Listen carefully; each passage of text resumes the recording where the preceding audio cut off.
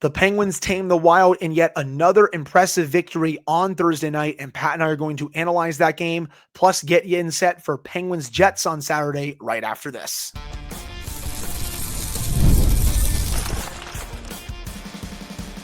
You're Locked On Penguins, your daily podcast on the Pittsburgh Penguins, part of the Locked On Podcast Network, your team every day. Hello and welcome back to another episode of the Locked On Penguins podcast. I am one of your hosts, Hunter Hodes. You can follow me on Twitter at Hunter Hodes, joined by my co-host, Patrick Dip. You can follow him on all social media platforms at Syndrome for Wet. You can also follow the show's Twitter at LO_Penguins. And you can follow the show's Instagram at LockedOn_Penguins. Of course, thank you all so much for making this your first listen/watch of the day. We are free and available on all platforms. And finally, today's episode is brought to you by Game Time. Download the Game Time app, create an account, and use code LOCKEDONNHL for $20 off your first purchase. Pat, I don't know about you, but when I went on the NHL's app this morning, I saw the Pittsburgh Penguins in first place in the entire NHL with that 8-2-2 record, good for 18 points. I can't believe we are saying that going into the month of November. Just an absolutely outstanding first month of the season for this hockey team.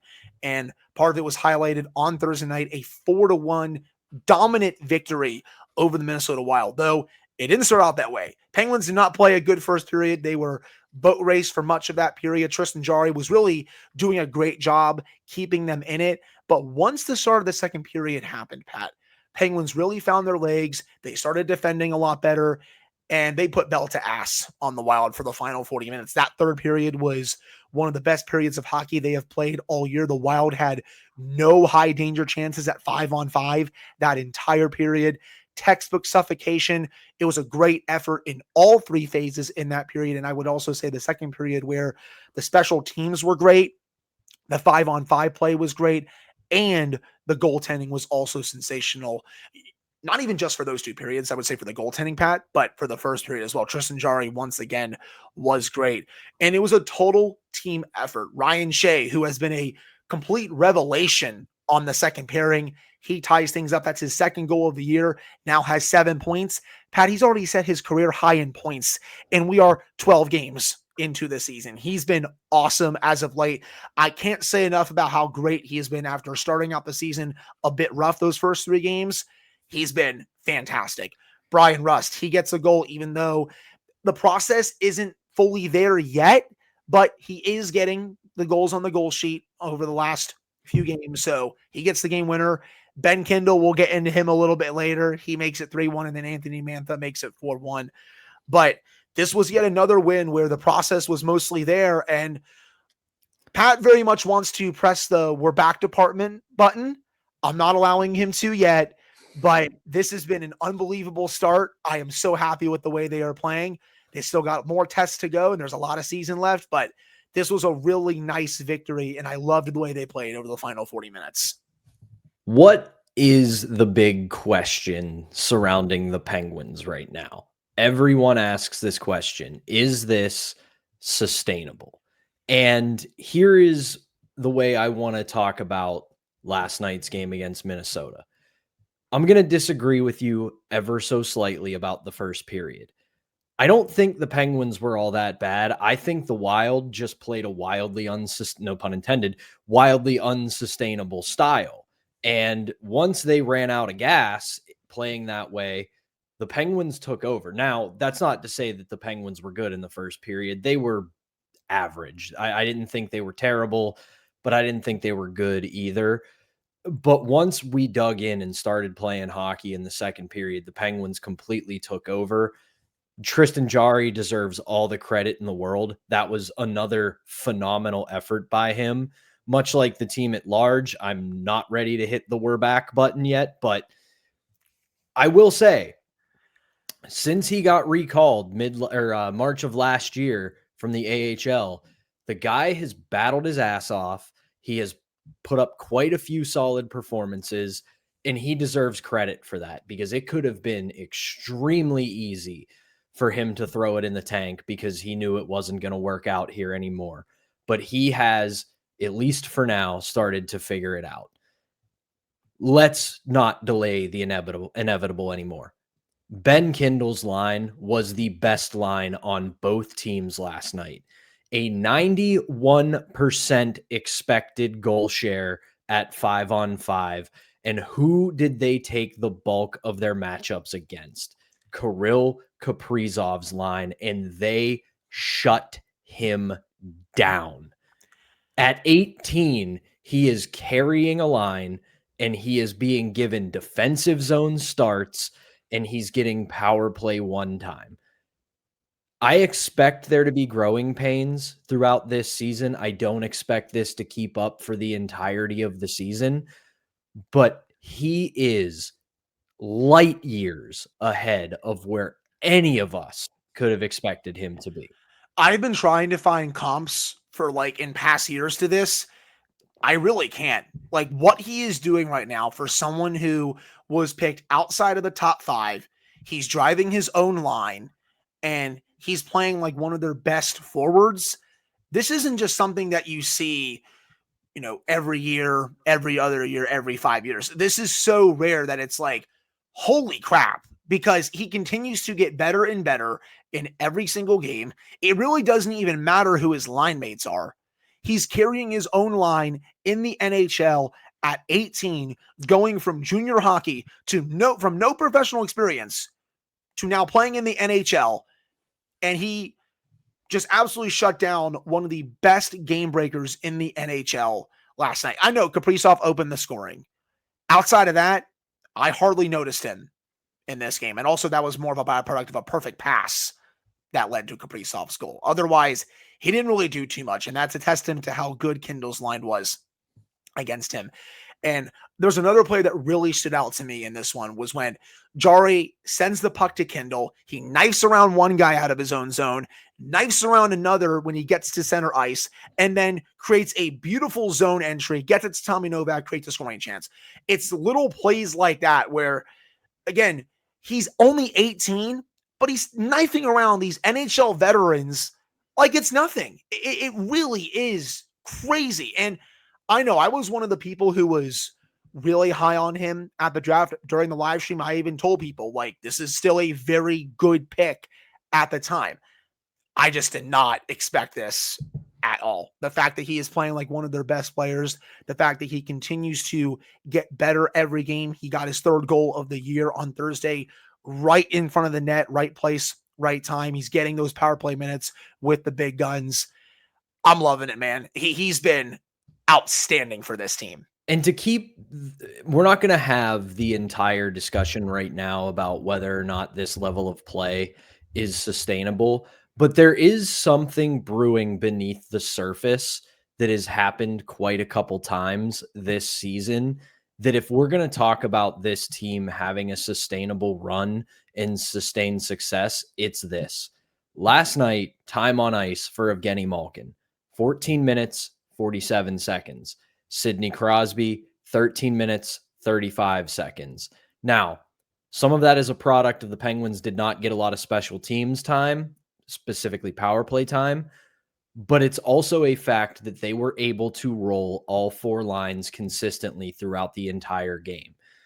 If this team wants to have any shot at returning to the postseason, which I know I am putting the cart so far ahead of the horse right now because we haven't even made it to Thanksgiving, but if they are able to roll 4 lines, keep Crosby, Malkin, even Letang and Carlson, keep their minutes not limited, but at the very least, they are not riding them for 20, 25, 30 minutes a night, and to keep them fresher and they're still finding success, that could be a very underrated way for this team to continue to be successful.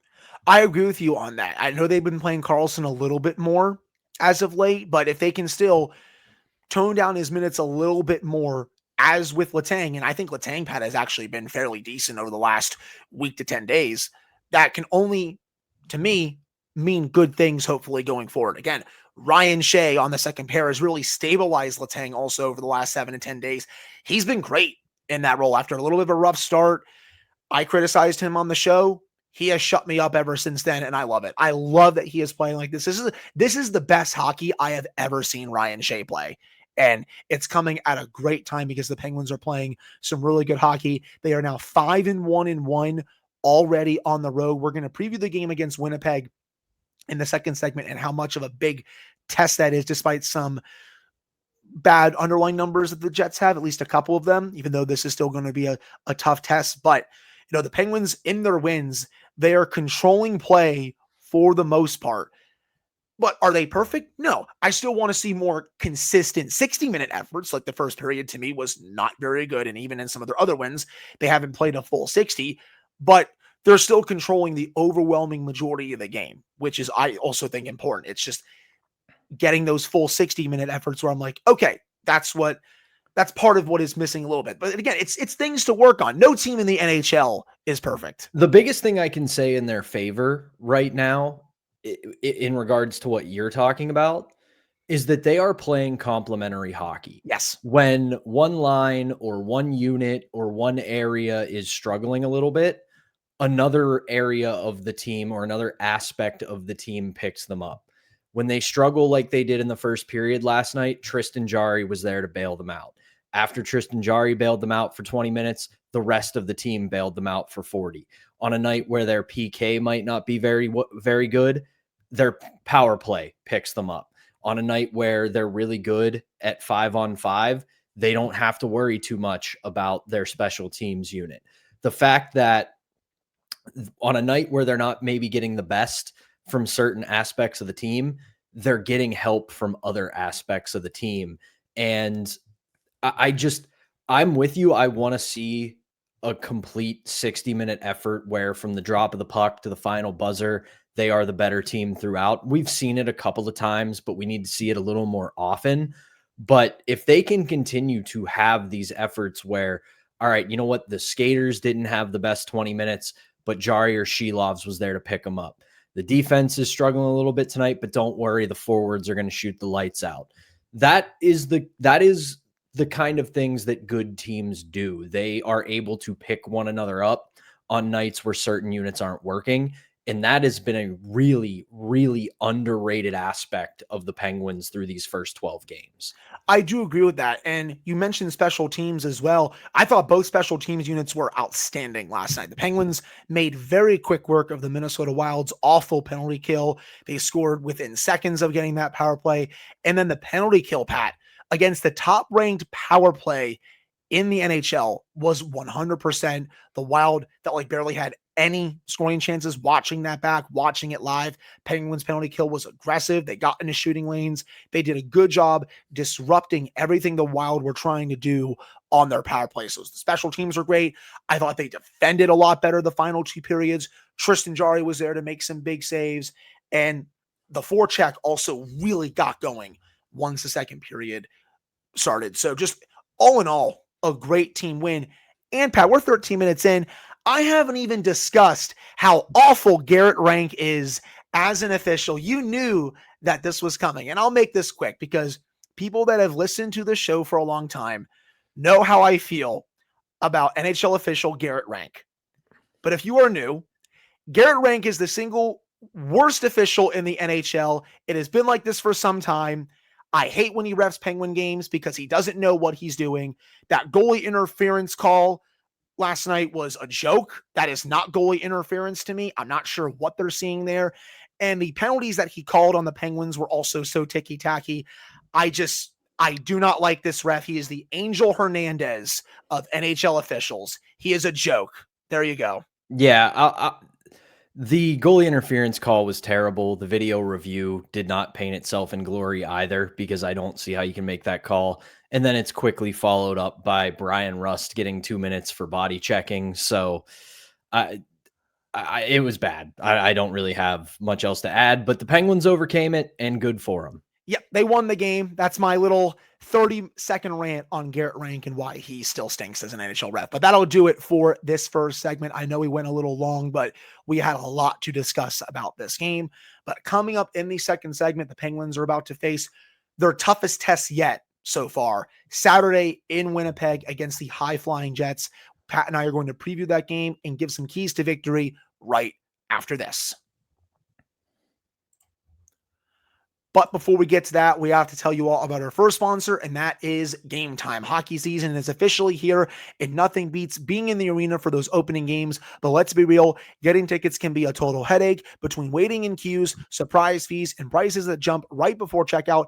It is easy to get frustrated when all you want to do is cheer on your team. And that's where Game Time comes in, the app that gives fans the advantage. It's your ultimate life hack for scoring amazing NHL tickets fast, easy, and stress-free. I love that what you see is what you pay. There are no hidden fees at checkout. Plus, I can see exactly what my view is looking like before I buy the tickets with their in-app seat view feature. Their zone deals are also a game changer. You pick the section, Game Time picks your seats, and you save big. You can even find NHL tickets for under $25.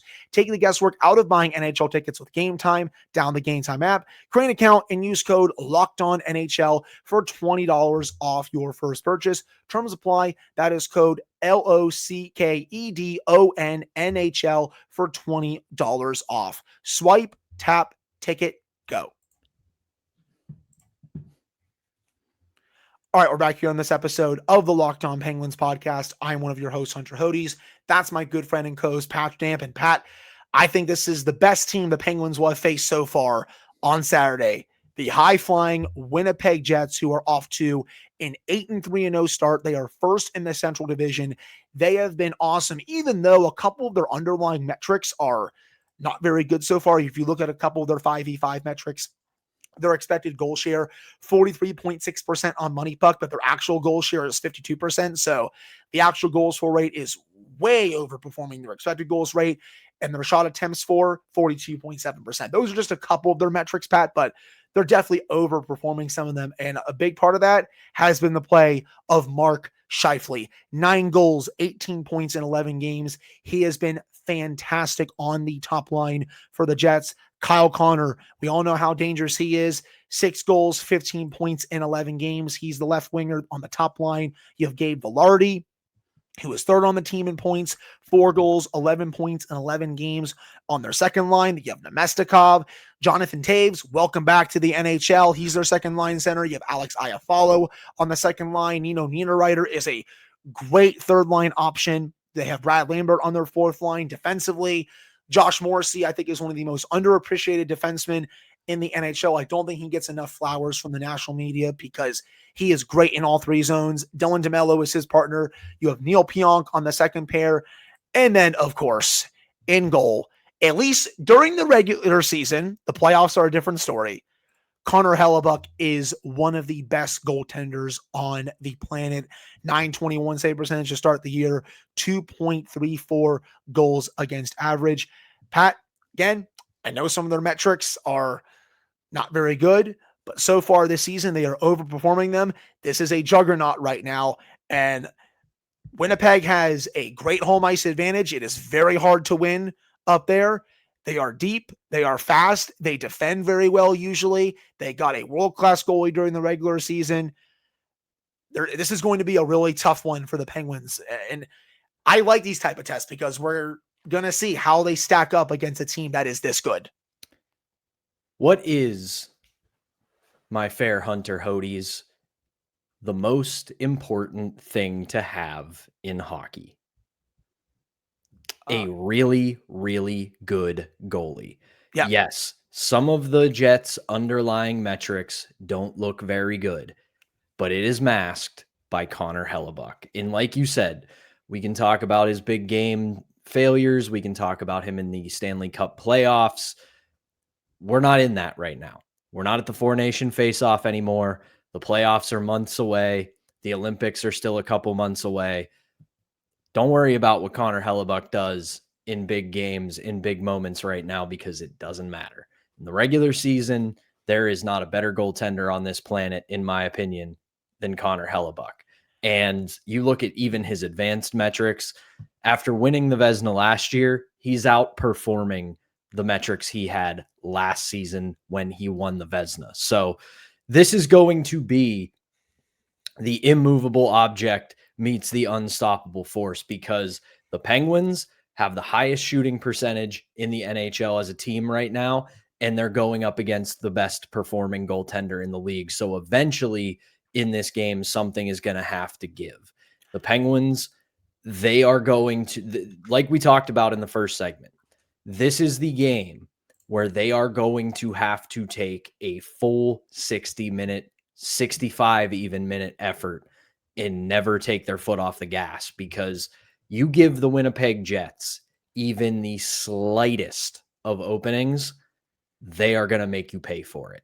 Especially with the way Scheifele and Connor are going right now. That duo is lighting up the NHL to start this season.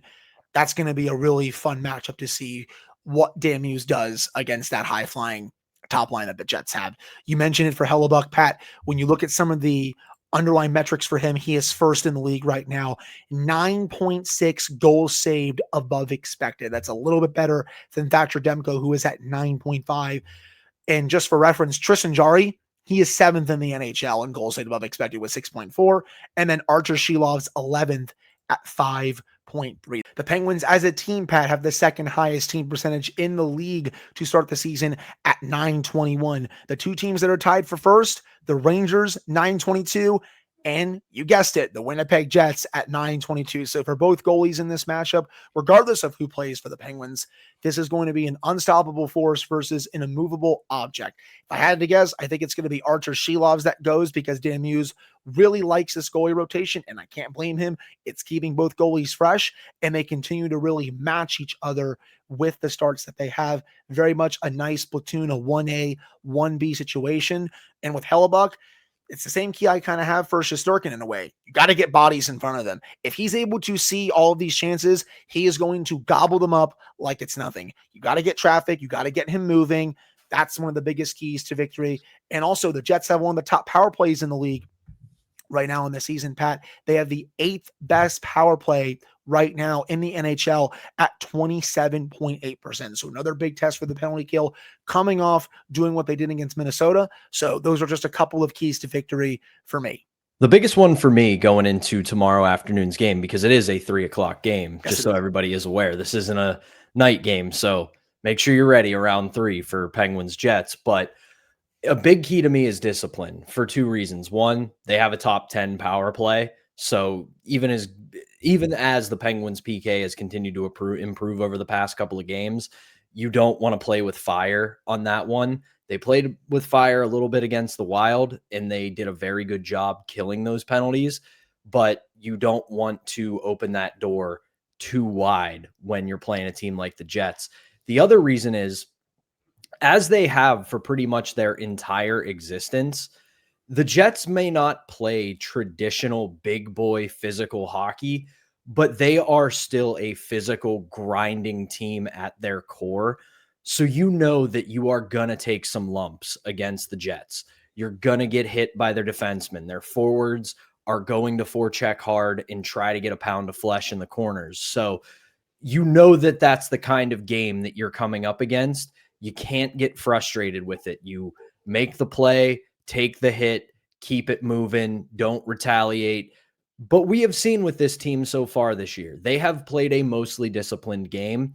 That is going to be paramount against Winnipeg tomorrow afternoon. I agree. And you look at these next few games the Penguins have coming up even after this, Pat. They finished the road trip in Toronto against a Leafs team that is still struggling to generate offense. You come home to play Washington, then you go to New Jersey. This is a pretty big 4-game stretch here where you're playing some mostly bona fide playoff teams / contenders. The Leafs haven't been as good to start the year, but always playing in Toronto is a blast. It's still usually tough to win there. But the Jets, we all know how good they are. The Devils have been beating everyone up to start the season. And Washington is also off to a good start. So, these next 4 games, and I'll include Toronto in there, these are going to be some big tests for this team. But that'll do it for this second segment. Coming up to end the show, it's Friday. You know what that means. It's time to react to some of your takes or questions for Fan Take Friday. That's coming up right after this. But before we get to that, we have to tell you all about our second sponsor, and that is FanDuel. The NBA is back, and there's no better place to get in on the action than FanDuel, the official sports betting partner of the NBA. Even if you miss the start of the game or want to ride the hot hand, FanDuel has live bets on everything from who will score next to fourth quarter comebacks. Plus, you can even combine your live bets into a same-game parlay for a shot at a bigger payout. It keeps every game exciting, especially when your team's making that late push. Right now, FanDuel is giving new customers $300 in bonus bets when your first $5 bet wins. So head to FanDuel.com right now to sign up and play your games with FanDuel, the official sports betting partner of the NBA. All right, we're back here in this episode of the Locked On Penguins podcast. I'm one of your hosts, Hunter Hodes, joined by my co-host, Pat Stamp. And Pat, of course, you put up a really nice poll this morning for Fan Take Friday, 110 votes, and you asked, Penguins hold the best record in the NHL, so is this for real? 63% of the people say this is a good team, while the other 37% say it is just a hot start. I kind of lean in the middle where I think as of right now, they are going to be better than literally any of us expected, but I'm still not fully ready to say that this is a good / a playoff team. I got to see it for a few more weeks. I said Thanksgiving. If we get to that point and this team is still chugging along, I will probably push that button of hello, we're back department. I'd like to file a claim, but got to see it for the next few weeks. I don't want to say that we're back now, Pat, and then they lose like 7 games in a row, and then people just throw eggs at my face. I don't want to say it yet. I'm trying to be patient. Yeah, memes aside, that is where I am as well. There's a lot of fundamentals in their game that I really like, but we can't also discount that a lot of things are going right for the Penguins early on. They're getting really good conversion on their chances. Their shooting percentages through the roof. The goaltending has also been very good. And we just know the ebbs and flows of an NHL season. There is going to come a slump. There is going to come a time where the pucks stop going in, and there's going to come a time where, whether it's regression by Jarry and Shilovs, or if it's just bad luck, that the pucks will start going in a little more frequently than we like. But on the whole, I like the overall fundamental game this Penguins team is playing. It's just a matter of how much all of it continues to last. I think at the end of the day, I go back to what one of my bold predictions for the season was that we did right before the beginning, when I said that this team is going to be right in the mix until maybe the last couple weeks of the season.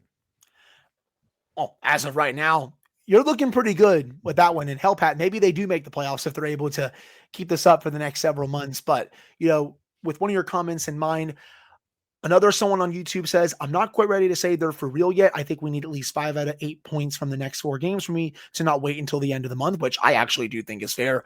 But an 8-point game point streak is one of the hottest starts I recall the big 3 ever having. Yeah, I mean, Gino and Sid and company have been red hot to open the year. They've just been phenomenal, both on the top line and on the second line. But I agree with you about, that 5 to 8 points. I really want to see how they can potentially get some results against some of these other teams that have really started out hot, like Washington, like Winnipeg this weekend, like New Jersey, especially because they're just lighting up teams. Jack Hughes, I think, is one of the top contenders for the Hart Trophy right now with the way that he is playing that. So I do like that comment, and I do think it's valid. Yeah, and I got to give a shout out to Dom Lecision and Sean Gentili at The Athletic for their weekly power rankings this week, putting the Penguins at 10. And the superlative for this week was Halloween costumes, because it is Halloween. Happy Halloween, everybody.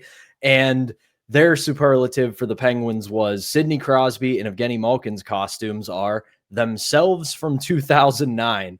And they write, Crosby has 15 points in 12. Malkin has 17. The Penguins woke up on Friday with the most points in the league. Their coach's first name is Dan. Looks a lot like 2009, doesn't it? 100%. And he's bald. So there you go. That's another W right there.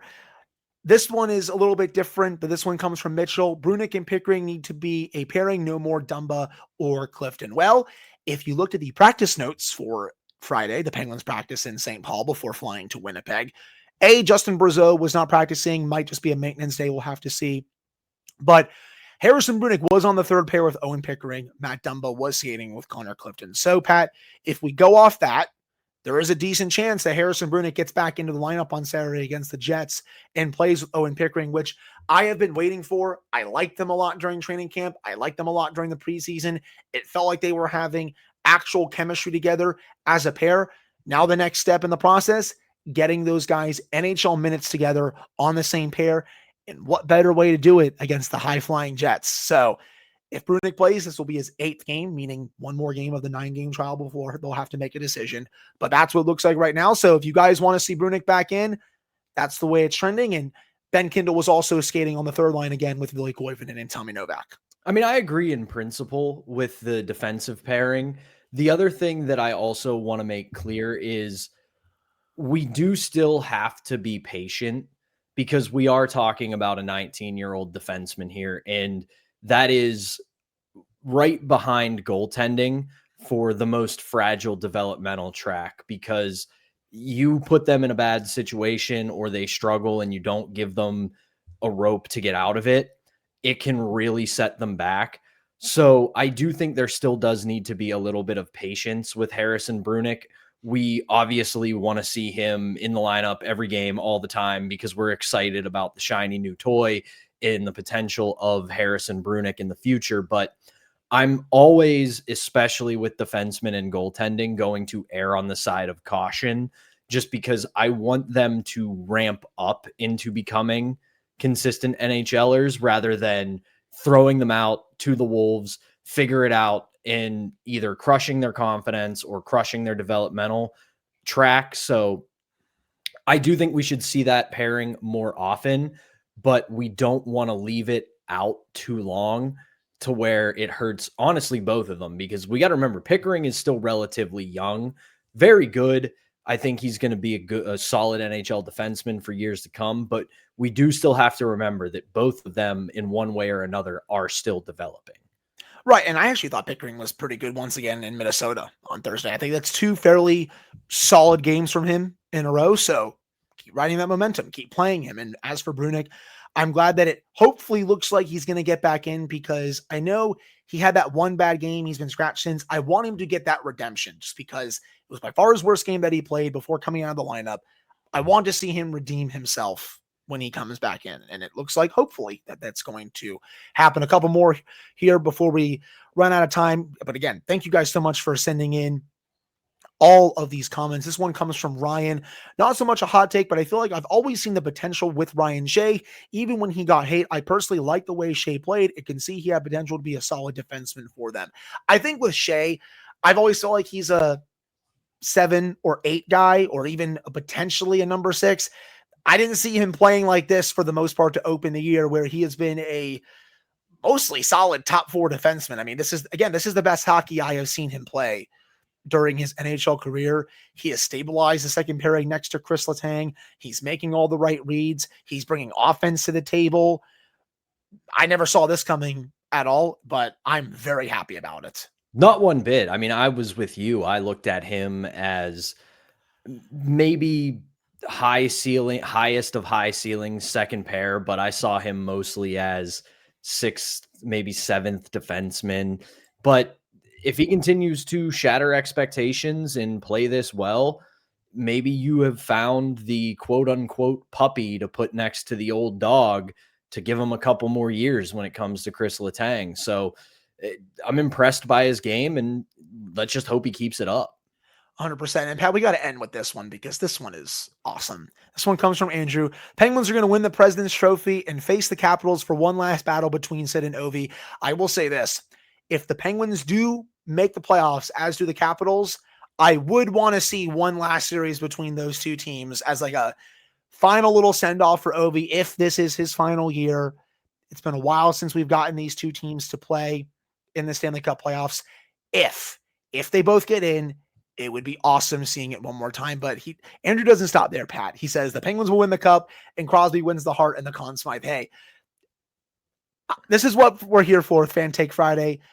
I think the first part of your statement is more realistic if both teams get in the playoffs. But hey, they run the table here. They somehow win the Stanley Cup, make us all look even more crazy. Why not? Well, there's a bit of a flaw in that hot take, and it's no disrespect to the commenter. It's no disrespect to our captain, number 87. The way he's been playing this year, the Hart Trophy is going to go to Erik Karlsson because he has been playing his ass off as the Penguins' top defenseman. But on a serious note, I will say everybody has made their dumb, annoying, oh, they got to trade Crosby for the betterment of the sport. He owes it to hockey to go play for a winner. You going to look me in the eye and tell me you don't want to see one more Crosby versus Ovechkin Penguins Capitals playoff series? Because let's be completely honest here. If there's one thing Sidney Crosby will go to his grave and never admit, the past couple years, he has absolutely been side-eyeing Alex Ovechkin and the Capitals for their resurgence, and he doesn't like it. And if he can play that team one more time in the postseason, he might beat them single-handedly just because that's how petty of an athlete that he is. And going off that, he's still probably like seething that they lost to Ovi and the Caps in 2018. Is like, I want a little bit of payback, even though it's been at this rate 7 years since then. So, hey, you never know. But it's been a dream start beyond what any of us ever thought. Now let's see what they do in the month of November. These next few weeks, a lot of tests coming, especially starts on Saturday against the Winnipeg Jets. So we're going to find out, I think, pretty soon if this is real or not. But that'll do it for the Friday edition of the Locked On Penguins podcast. Thank you guys so much for taking the time to listen to / watch this one. Pat and I will be back with a fresh episode for you guys on Monday, recapping this game against the Jets and getting you all set for Penguins Leafs as the Penguins finish up their 4-game road trip on Monday. So for Patrick Damp, I'm Hunter Hodes. Thank you guys so much for tuning in. We appreciate it. We'll be back on Monday. Also, hope you all have a very safe and happy Halloween. Eat a lot of candy.